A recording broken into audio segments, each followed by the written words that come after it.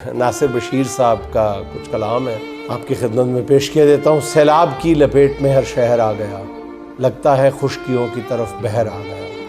کل لہلہاتے کھیت تھے، اب کچھ نہیں وہاں، ایسی لگی ہے آگ کہ اٹھتا نہیں دھواں۔ کتنے ہی لوگ بہہ گئے موجوں کے زور میں، چیخیں نہ کوئی سن سکا پانی کے شور میں۔ جو بچ گئے بجھے ہوئے چولہے کی راکھ ہے، جو مر گئے ان کے لیے 5 لاکھ ہے، جو مر گئے ان کے لیے 5 لاکھ ہے۔ چپکے سے کوئی توڑتا ہے بند نہر کا، سامان ہمارے واسطے کرتا ہے قہر کا۔ پانی میں ہیں گھرے ہوئے کچھ دن سے قافلے، چلنا وہ چاہتے ہیں مگر گم ہے راستے۔ آنکھوں میں وہ سوال ہیں جن کے نہیں جواب، ڈوبے ہوئے ہیں جاگتی آنکھوں کے سارے خواب۔